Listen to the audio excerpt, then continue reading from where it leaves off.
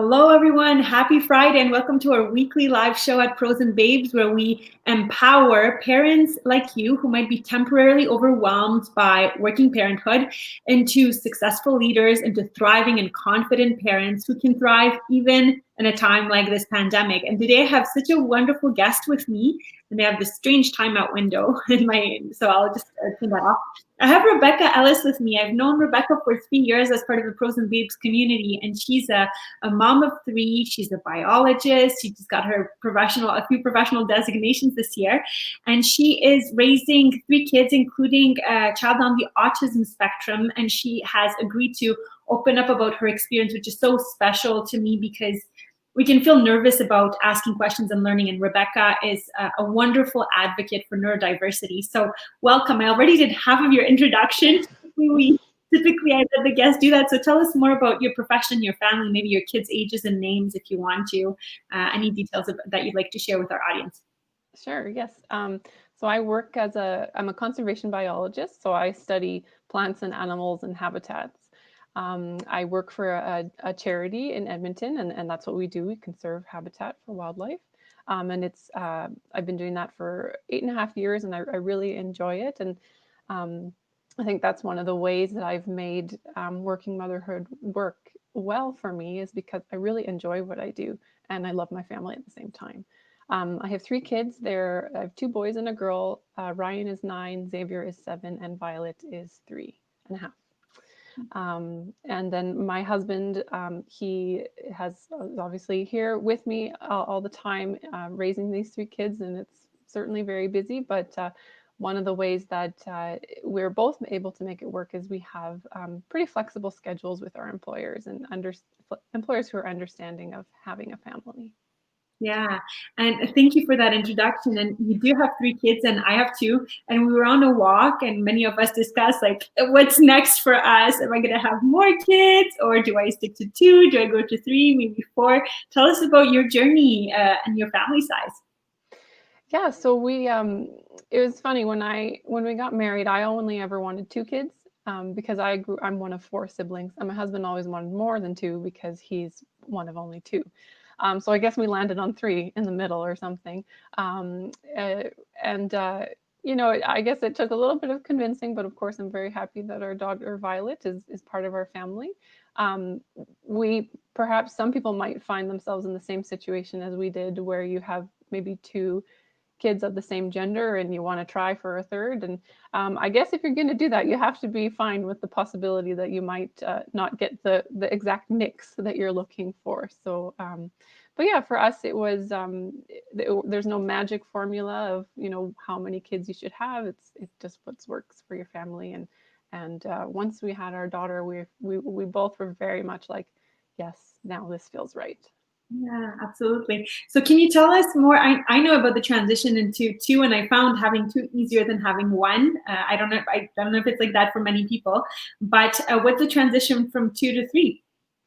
Probably similar from 1 to 2 in some ways. I mean, when you have your first baby, that's everything is new. When you have the second one, you kind of know what you're doing, and in a way, it's sort of the same when you have 3.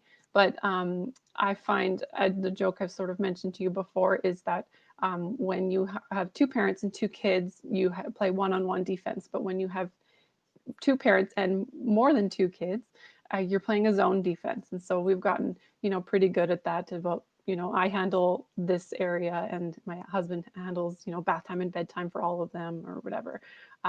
So it's definitely, the other thing about having 3 is that by the time, depending on the age spacing, maybe your oldest is able to do a lot more things independently so it's not like you're necessarily taking care of 3 babies unless you have triplets. So it's certainly lots of work, but a lot of people do it, so it's certainly possible. Okay, since we're on the topic, I'll have to ask before we jump into other things, but people often wonder, like, well, if I have another child, I'll have to change my car, and just the world is not made for families of 5. It's made for families of 4, even for traveling. But I know you've traveled with your kids. We have, yeah. I'm so curious. What did you make any big changes in terms of equipment or the car, or Just Um, excuse me. well, when we had our third daughter, we had to buy a minivan, and honestly, it is the best thing ever to have a minivan. And so, yeah, you do have to consider vehicles. It like, again depends on their age spacing and what sort of car seats they require. Because once kids are in like just the regular booster seat that they just sit on to give them height, you can fit a lot more of them in a car or a smaller vehicle than a van. Yes, we have traveled with all. We went to Hawaii last year. We were actually supposed to go this year again, but we had to cancel our trip 11 days before we were going to go because of COVID. But yeah, you just have to. You're absolutely right. The world is built for families of fours in restaurants and hotel rooms and everything. So you just have to know it's going to cost you a little bit more. Yeah, and be intentional. That's. Mhm. I bet we could talk about a whole hour about that. Yes. Maybe we can have another conversation. So, okay, let's get into the topic of neurodiversity. So, right before we Mm. went on our call, I was asking you, Rebecca, which word should I use? What is the right? What is the kind word? What is the appropriate word these days? I actually like neurodiversity. It has a very positive sound to it. You said that special needs child is also a word that can be used. So tell us about your experience raising a child on the autism spectrum, and you talked about the discovery, and then how you are navigating all of that. Yeah, for sure. And with the terminology, I do like the word neurodiversity or neurodiverse a lot. Special needs is often used as well. And the terms for an autistic person, from what I've read, and I guess I should preface this by I don't have autism, but my son does. And when he was diagnosed, I made an intentional effort of reading about autism, not only from psychologists or professionals, but from people who are autistic themselves. Mhm. And one of the things that became clear from that is that you can say a person has autism, or you can say they are autistic. They're not a neither is, they're both fine terms to use, because being autistic is just another character trait. I have brown hair. That's just a part of me. It's not an offensive thing. So, but terms do matter and words do matter. So I think it is good to have a conversation and about what to use, but not feeling too nervous about it, because people are trying to be respectful and do their best. Um, so with my 7-year-old son, he has autism, and he was diagnosed when he was 4 years old. But we started kind of wondering when he was around 18 months. He wasn't saying any words at 18 months. And so I brought it up with, I think it was the health clinic nurse, when we brought him for his 18-month vaccinations. And that's usually a question they ask, how's their development, their speech, and that kind of thing. And I said, well, he's not saying anything. And because I had an older son, and I think my older son was perhaps a little bit ahead of the game with speech, so I also had a frame of reference, and that was kind of what made us wonder: is something, what's happening here? So the nurse said, when your child turns 2, if they're not saying 50 words, 50 words, by that age, then you call HealthLink, and that's what I did basically the day after he turned 2. And then from there, we got into it was basically a play group run by speech therapists who basically taught me and my husband how to encourage his speech development. And that was kind of the first thing that we did. The first step. After that, so he was 2 years old at the time. When he was about 2.5 years old, he was officially diagnosed with a severe expressive and receptive speech delay. So that was the first thing. And so that just meant that he had a lot of challenges with both saying words and understanding them. And that was the next door that was open to us, in a good way. Obviously, it's very devastating to receive these diagnoses as a parent, but it opened a door. So from there, he received EA, assistant who would attend his daycare with him part of the time. And that person was directed by a team of speech therapists and occupational therapists. on strategies to use to help him develop in his speech development and his fine motor development. He was also diagnosed with a fine motor delay at the time. And so we had a couple years of that. He had in kindergarten, he had an EA, and then so when he was 4 years old was when we officially had he was diagnosed with autism. And even at the time, it was, you know, even though I knew it was coming, it was very difficult to grasp at first. But you know, like a lot of people, a lot of parents in that situation, when you are faced with something you don't know, you just pour yourself into finding information about it. And so that's what I did. Um, he also later this year was also diagnosed with ADHD. So there's a lot of things, and a lot of those things happen in a person with autism. And so, you know, a lot of things that we're learning about and how we can support him the best so that he can grow and develop and be the person he's meant to be.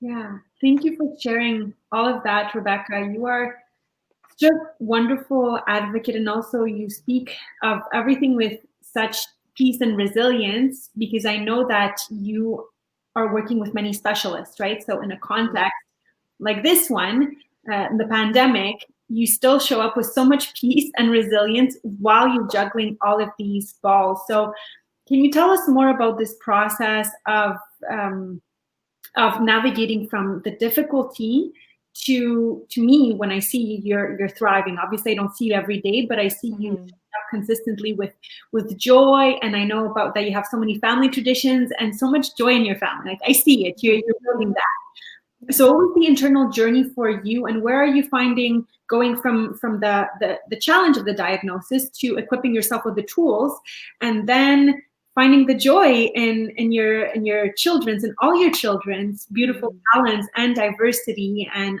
I know that also being on the autistic spectrum often comes with certain talents, right? That bring a lot of joy and interest to the whole family. Yeah. So, well, I think, like as I said, it was very difficult to hear, even though I kind of knew it was coming. So you take your time to grapple with that, and I, I I tried to read a bunch of books. I still have a stack of books that I need to read, but I think one of the primary things that has helped me the most is to intentionally seek out actually autistic people, not just relying on the psychologists and doctors and that kind of thing. Because even though it's hard for me as a parent, it is a million times harder for my son. Not that he should feel ashamed of autism or anything. It's part of who he is. Um, but just that he's living in a world that doesn't understand him, and is working on accepting him, but maybe not quite there. We're fortunate, and he's a very popular kid in his class, apparently. His teacher tells me that all the kids want to sit beside him. They help him in class. They, you know, play and make jokes. Sometimes he has a harder time, like for example, after they go outside for recess, harder time coming back inside because of course it's fun outside, you want to stay there. So sometimes they help him, you know, encourage him to come back inside. So that's really encouraging to hear as a parent. And I really hope that that continues. You know, I expect that, so his school is a K to 12 school. So pretty much the kids he's in school with now are the ones that he will, you know, be in with up until grade 12. And one thing that I've heard before from autistic parents is, you know, right now at this age, at 7, you know, elementary school, it's a little easier because they're still cute. You know, all the things that they do, the noises that they make, the movements that appear strange, they right now they look cute. And so I'll, you know, suppose a little worried about the day that it's not cute anymore, you know, when he's in junior high or high school. But I feel encouraged that we're part of a good school community that, you know, accepts him for who he is. And I think that that's part of what I've gone through as well, just accepting him for who he is. And like you said, autistic people, some of them have unique talents, some of them have very special interests. Most autistic people, I don't know an exact statistic, but most are at least average intelligence. Like maybe there's a perception that autism itself is a cognitive delay, but it's not. It's different. It's just your brain working differently. Yeah. So for anyone who's listening for us today, either who might be suspecting their child might get a diagnosis in the near future, for parents who also have children with autism or neurodiverse or have neurodiverse children, and then third category for I'll be asking for some advice and pointers, right? And then the third category would be people who want to educate themselves, might have friends or family who are possibly facing a diagnosis, or they just want to be more aware, support. What's the advice that you would give to parents of kids who might be getting a diagnosis, and to people like me, friends, family, who want to support in a loving way, ask kind questions? Every family is different. We can't speak for every parent who has a child who is neurodiverse, right? So how do we do that in a loving, respectful way?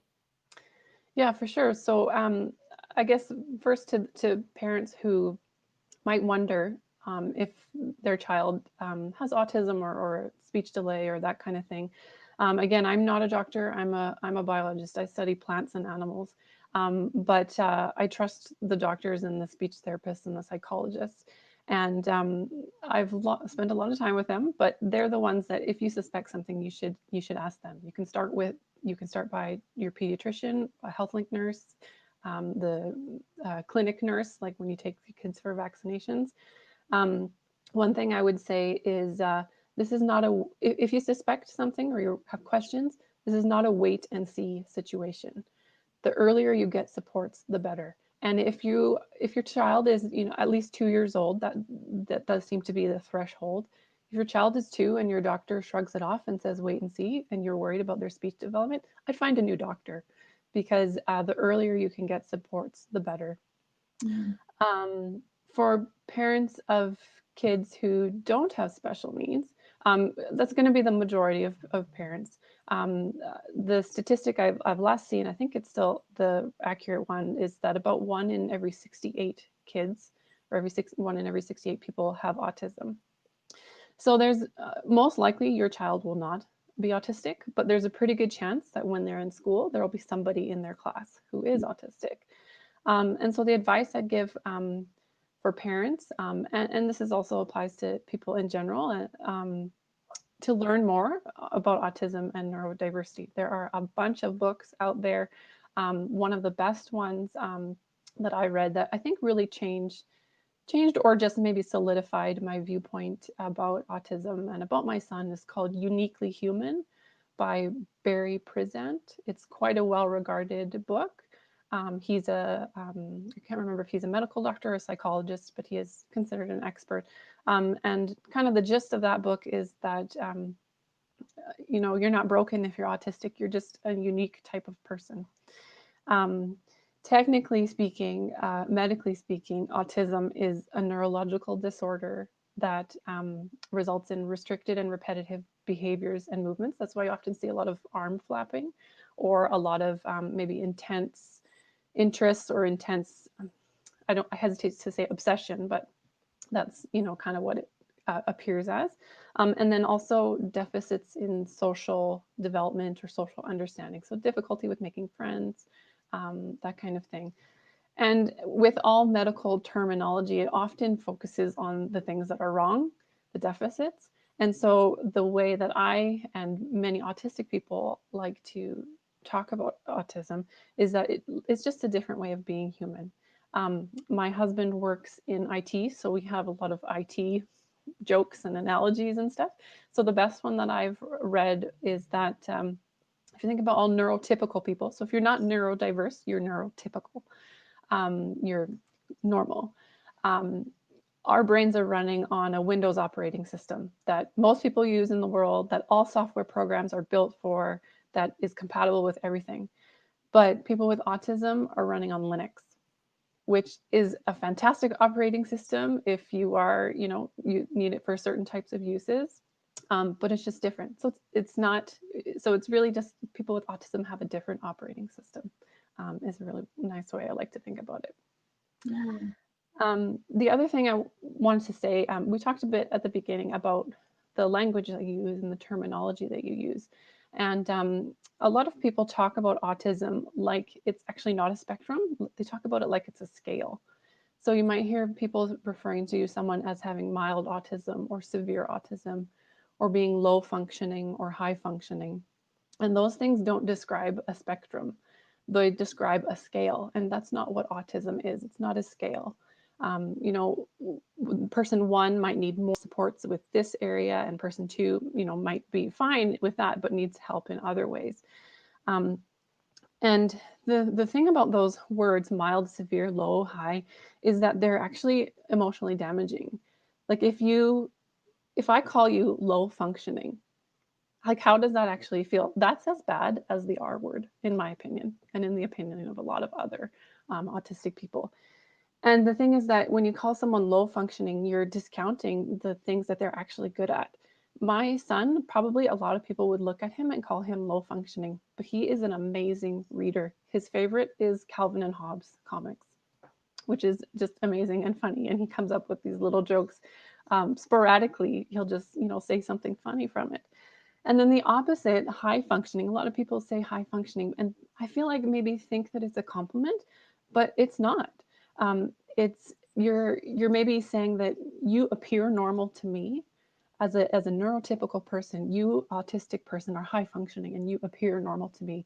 But then at the same time, you're ignoring the things that they might have challenges with. They might have trouble tying their shoes, yet they can go to university, or keeping themselves organized or remembering to brush their teeth, and but they're married and have kids.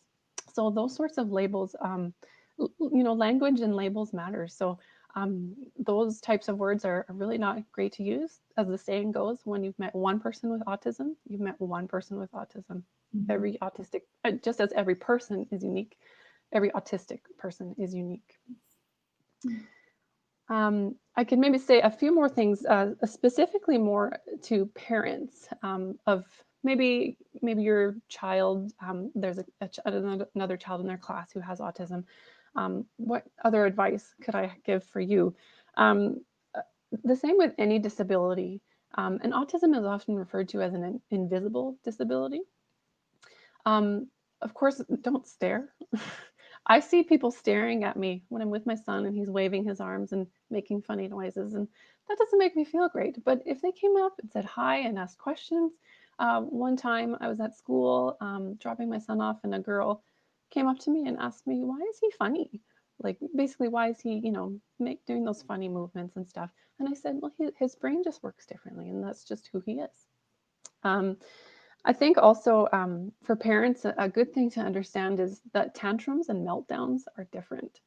A tantrum, and I don't think that meltdowns are exclusive only to autistic people. Sometimes, you just can't emotionally handle something, but it does happen a lot more to, I think, autistic children. A tantrum is when, maybe a child doesn't get the snack or the screen time or whatever they want. But a meltdown is just, you can't help it. And an example is a couple months ago, when it first snowed, my son was so excited to, make a snowball. So we went outside, or when we were at the school waiting in line to go inside, he tried scooping up some snow to make a snowball, but it wasn't sticky enough, as our snow often is not sticky enough. And he had a complete meltdown in the parking lot in front of the entire K-3 school, which they've all seen him do it before. So of course, it wasn't necessarily a big deal to them at that point, but it was a big deal to him because he just could not process the fact that he was expecting to be able to make a snowball but couldn't. And so that's the type of thing, just to understand that there are differences. He was not trying to manipulate me into giving him something. He wasn't trying to get something he wanted. It was just something he couldn't handle, and it just sometimes just takes time to come out of that.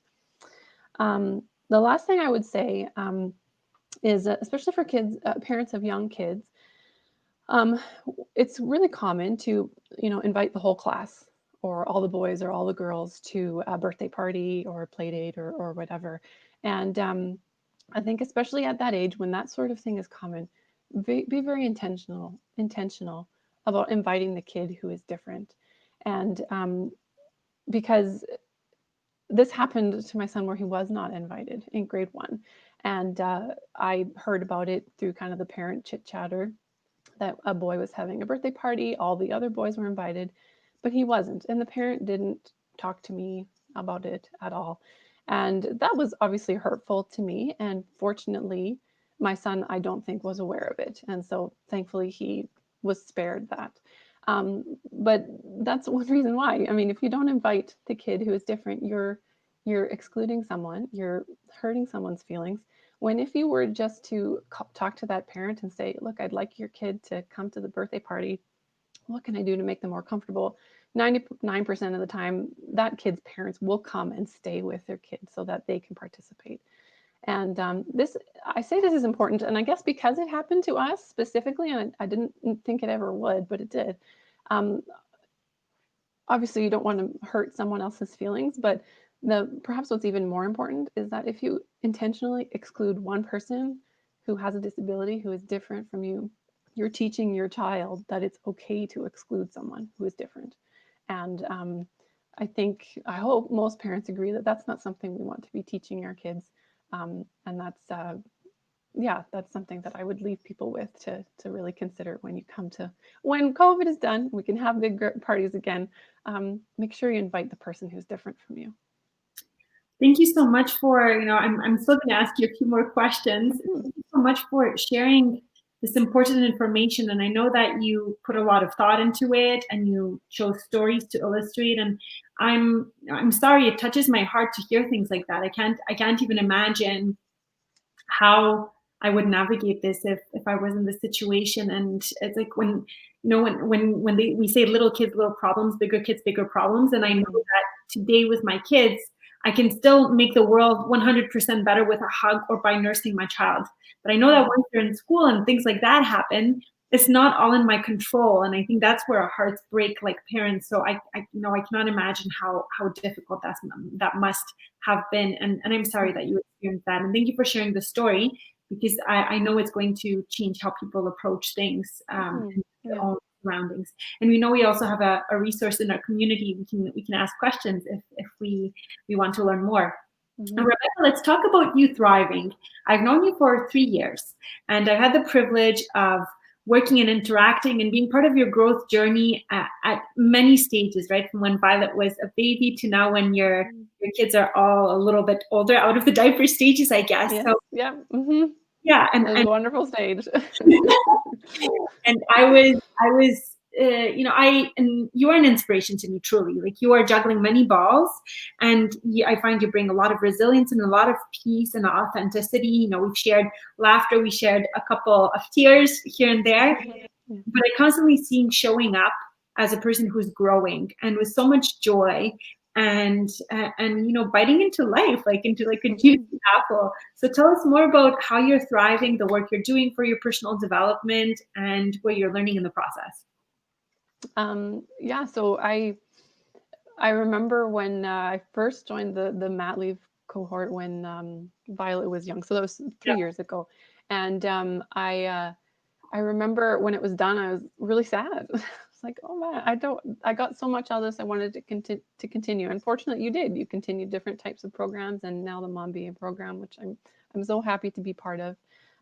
One of the early things that we did, and what was really valuable for me is just talking about your mindset around things. And I think that because having a child who has autism, I've sort of done a little bit of that before, because I have to readjust my expectations. I have to focus on supports for him and how best to approach him. So maybe my mindset had a little bit of prep work done for that.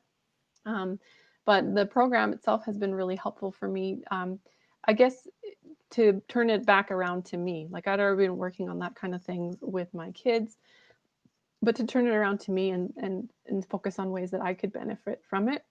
And then by extension, my kids and my husband benefit from it too. So just reframing how I think about, my own self-care, my own rest, my own hobbies. Now that my kids are a little bit older, they don't need to hang off of me all the time. So I have a little bit more time if I make the time and if I prioritize it. Of course, I could spend all day cleaning the house, but that's not going to make me happy or anybody else happy probably. So I've really enjoyed, I guess, kind of refocusing on myself. And I like the analogy. I know you've used it many times too. You have to, you can't pour from an empty cup, or you have to fill your own bucket first. Whether you prefer buckets or cups, you choose. But so that I think has really solidified in my mind too, to fill up my own cup first, so that I can pour into other people's cups. And yeah, this program has really helped me do that. I was really excited recently. We did the family statement, which I had been wanting to do for some time, and it was just a good reason to do it. And I had it printed, and they just arrived yesterday. So I bought 4, so I can put 1 in each kid's room and 1 in the kitchen where we can all see it all the time. So it's those sorts of things that I think help build not only resilience in me, but in resilience in my family. And that's what's really important to me. And that's what this program is for. It's not just for me, it's for my whole family. Yeah, and so you mentioned at the beginning of the discussion that one of the reasons you are happy and you're thriving is because you're doing something you really love, right? In terms of your work, your employers are flexible, you're doing the inner work. Would you say that you have overall, I think, a framework for, it's a big philosophical question to close off with, but would you say you're generally creating the philosophical and action-oriented framework for like a happy and joyful life? I think so, yeah. And all the activities that we do in the program and have really helped really frame that. I think that one of my realizations actually last year was that you're always improving, you're always becoming who you're supposed to be. And so I think especially coming at it with that it's not like I'm going to do this program or do whatever mindset activity, whether it's part of the Mom VA program or outside of that. It's not like you're going to get there and then be done and then you can be happy and never have to do anything for the rest of your life to work on your own mindset or your own values. So I think that's part of it too, just accepting that I'm always working on myself, always getting better at being who I am. Yeah, and for any moms who are overwhelmed right now and are dealing with a lot, what's a tip that you would give moms to get closer to thriving and not just surviving? I think that it's okay to lower your expectations of yourself and about other things too. Like whether that's your house or whatever. I find that a hard thing to hear sometimes though too. I like a tidy house, and so sometimes I get mad when people say that to me, but and here I am telling other people. But I think it's okay to lower your expectations and to remember, I guess the analogy of you have to fill up your own cup first before you can give to other people. And so even if it means focusing on yourself for a bit, if other things, as long as everybody is surviving, as long as you thrive, then the thriving will come by extension, I guess. Yeah, wonderful. Thank you so much for this beautiful conversation. I think it might be, I'm not sure if we have one more live show this year. It might be our last one. I'll have to ask my team where we're at. So I was so looking forward to this conversation, Rebecca. And now I remember too that, and I think in high school I must have done a research project on autism, and it brought back reading so many books on the topic. And I know science has evolved so much since I was in, maybe it was even elementary school. I don't remember. So I've really appreciated learning and knowing that when my kids are older, my husband's a teacher too, right? So knowing and keeping your story in my heart and knowing how important it is to be mindful and to learn and to educate myself and to never willingly exclude somebody. So have yourself a wonderful weekend and wonderful afternoon. I look forward to keeping on learning from you. And for anybody who's watching us next week, you have a chance to get to know the Mom Bee community more in detail by signing up for a Mindset Reset event. So you can still get early bird tickets until Monday. And that is a unique opportunity to get in a closed room with us, reset your mind for 2021 so that, as Rebecca said, you can become the person that can be full of joy and thrive in 2021, even if in these difficult circumstances, it is possible. So have a great weekend, everybody. Ciao. Thank you. Thanks.